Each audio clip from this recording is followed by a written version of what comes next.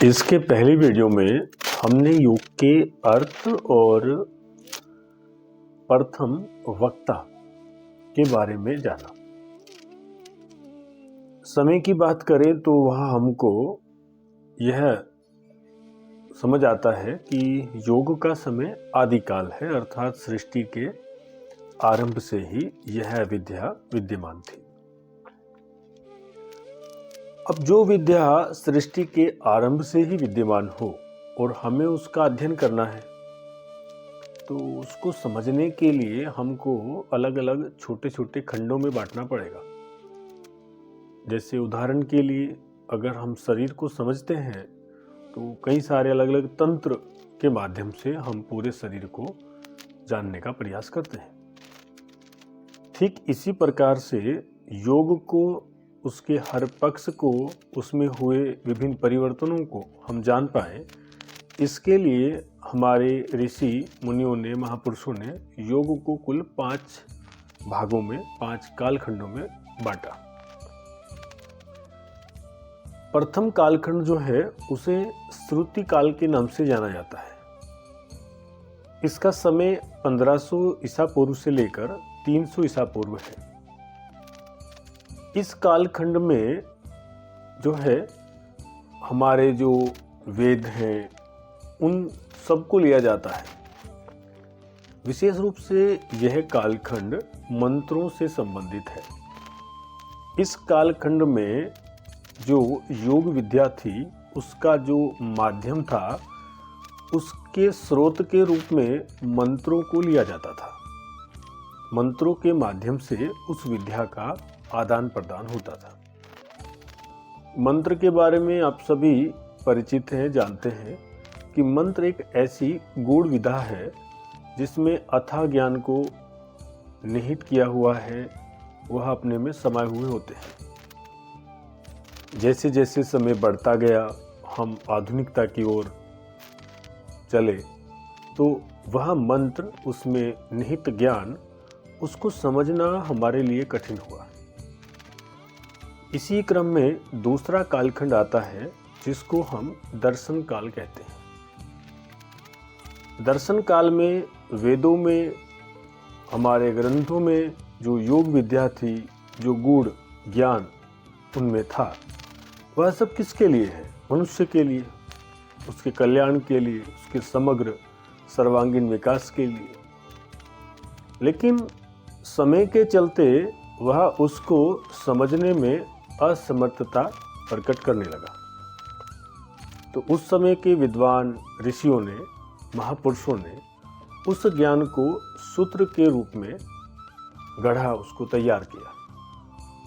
और सूत्र के रूप में जो ग्रंथ उससे तैयार किए गए, बनाए गए, अध्ययन करने के बाद उन सभी ग्रंथों को हम दर्शन कहते हैं। ये उनका परिणाम हमको मिला, जिसमें हम 9 दर्शन लेते हैं। 3 नास्तिक दर्शन हैं और 6 आस्तिक दर्शन हैं। इसमें योग, सांख्य, वैशेषिक न्याय, पूर्व मीमांसा और उत्तर मीमांसा, इन सभी दर्शनों में आपको सूत्र मिलेंगे। सूत्र की सबसे महत्वपूर्ण बात, उसमें उसकी जो विशेषता है वो क्या है? जैसे मैथ का सूत्र आपने देखा होगा, a + b का होल स्क्वायर, तो क्या होगा? a² + b² + 2ab। अब आप ए बी की जो भी वैल्यू उसमें रखेंगे, वह सब जगह वही निकलेगी। अगर आपने a = 5, b = 4 लिया, तो उसका उत्तर जो यहाँ पर है भारत में, वही विदेश में होगा। जो सर्दी में है वही गर्मी में होगा। तो इस तरह से हम कह सकते हैं उस सूत्र पर जो है ऋतु, काल, देश, स्थान, जलवायु, इनका कोई प्रभाव नहीं पड़ता। इसी प्रकार हमारे जो दर्शन हैं उनमें जो सूत्रों का संग्रह किया हुआ है, उनको नाम ये सूत्र इसीलिए दिया गया कि उनका प्रभाव हर क्षेत्र पर, हर समय में, हर काल में, वह स्थान काल से कभी बाधित नहीं होते। सूत्र में बहुत जो गूढ़ ज्ञान है उसको सूत्र के रूप में बताया गया ताकि उसको व्यक्ति समझे। सूत्र हमेशा संकेत मात्र होता है। जैसे योग दर्शन 195 सूत्र जो है वो मिलते हैं, उनका संग्रह है। तो ये दूसरा काल था जिसको हम दर्शन काल कहते हैं, जिसमें हमें 9 दर्शन जो है वो प्राप्त होते हैं। इसका समय अगर हम बात करें, दर्शन काल का समय क्या है, योग दर्शन इसी में आया। तो ये 300 ईसा पूर्व से 400 ईस्वी तक था। हम 4वीं शताब्दी में आ गए। इसके बाद क्या होता है, हम धीरे धीरे और आधुनिक हो जाते हैं। इसी क्रम में बढ़ते हुए तीसरा काल आता है टीका काल। टीका काल में क्या है कि जो सूत्र लिखे हुए थे, जैसे लिखा अथ योगानुशासनम योगस्य चित्तवृत्ति निरोधः तदा दृष्टु स्वरूपे अवस्थानम, 195 सूत्र के माध्यम से उन योग की विभिन्न नदियों को एक सागर का रूप देते हुए कुल 195 सूत्रों में पिरो दिया। एक ऐसी दिव्य भव्य माला तैयार की गई कि व्यक्ति उसको समझे, उससे लाभान्वित हो, अपना सर्वांगीण विकास कर ले। लेकिन होता क्या है कि जैसे जैसे हम और बढ़ते हैं, 4वीं शताब्दी में आते हैं, तो उसके बाद उसको समझना भी कठिन हो जाता है। उसमें जो लिखा हुआ है, उसका जो भाव है, जो उसके माध्यम से हमको बताया गया है, वो हम नहीं समझ पाए। हम उसका अपने अनुसार कुछ भी अर्थ निकाल लेते हैं। तो फिर से वही समस्या सामने आई जिसके कारण दर्शनों की उत्पत्ति हुई थी।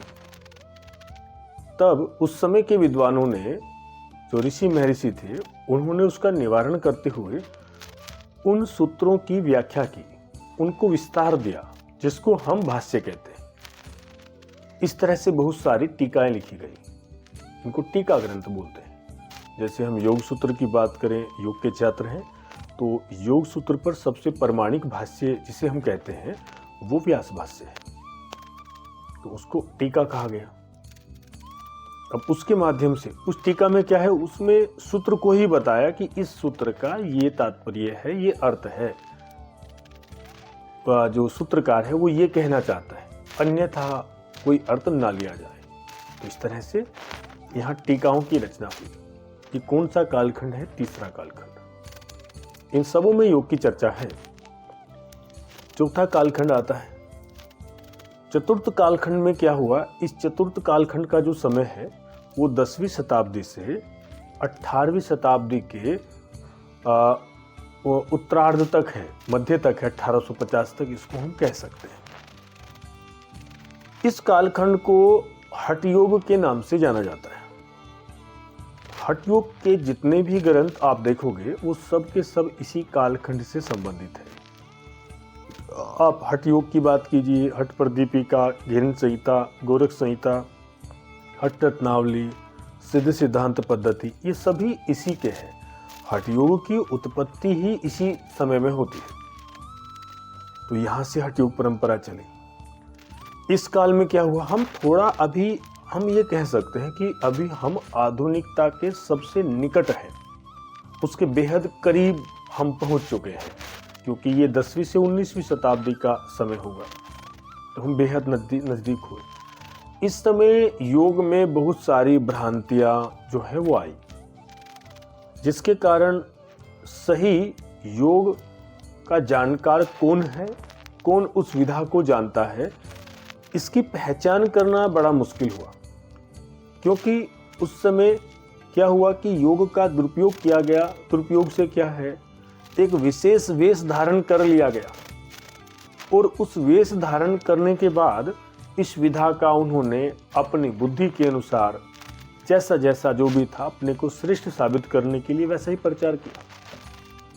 ये बात में कोई आपसे ऐसी मनगढ़ंत बातें नहीं कर रहा हूँ। आप अगर हठ प्रदीपिका देखोगे तो वहाँ पर ही आता है, और हठ प्रदीपिका की रचना क्यों की गई उसके लिए इसको बताते हैं स्वयं जो है स्वात्माराम जी। वो कहते हैं कि ये एक समय ऐसा आया जिसमें इस तरह की क्रियाएं हुई, तो वो बोलते हैं कि क्रियस्य युक्तस्य, ये देखो श्लोक में बताता हूँ, क्रियस्य युक्तस्य सिद्धि स्याद क्रियस्य कथम भवेत्। केवल कथन करने मात्र से सिद्धि की प्राप्ति नहीं होती, उसके लिए क्रिया करनी पड़ती है।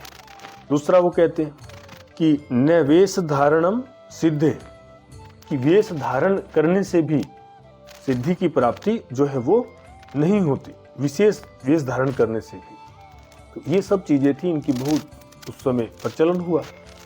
तो तब हठ पर दीपिका नामक एक ग्रंथ हमारे सामने आया। इसमें इन हठ योग के ग्रंथों के बाद पांचवा जो कालखंड है उसको हम कहते हैं आधुनिक काल, जो आज के समय में जो चल रहा है। इस समय बहुत से योगी महापुरुष हुए, उन्होंने योग का प्रचार प्रसार किया और उसको विश्व पटल पर स्थापित किया, जिसका परिणाम ये हुआ कि विश्व को योग दिवस के रूप में पूरे विश्व ने एक स्वर में स्वीकार किया। योग को विश्वविद्यालय अनुदान आयोग यूजीसी ने उसको अब एक पाठ्यक्रम के रूप में स्वीकार किया और विभिन्न विश्वविद्यालय, डिग्री कॉलेज में उसके अध्ययन अध्यापन का जो कार्य है वो शुरू हो पाया। तो ये इसके आधुनिक काल था, उस पर बहुत सारे रिसर्च शोध कार्य किए जाने लगे। बहुत सारे संस्थान योग के क्षेत्र में ही योग को ही लेकर सामने आए। तो अभी इस वीडियो के माध्यम से मैं आपको संक्षेप में योग को समझने के लिए कुल कितने कालखंडों में बांटा गया वह बताया। तो कुल कितने कालखंड हैं? 5। और उनमें कैसे कैसे योग में परिवर्तन होता आया। पहले हम श्रुति काल, उसमें वेद थे। दर्शन काल में दर्शन मिले सूत्र के रूप में, टीका काल भाष्य, और उसके बाद हठ योग, जिसमें हमको हठ योग के विभिन्न ग्रंथ सामने आते हैं, हठ पर दीपिका, घिरण संहिता, और ये आधुनिक काल। तो इन सब के माध्यम से हम योग का भली प्रकार से अच्छे से अध्ययन कर सकते हैं। तो ठीक है, अगली वीडियो में इसके आगे योग के उद्देश्य और महत्व पर चर्चा होगी। अभी के लिए इतना ही।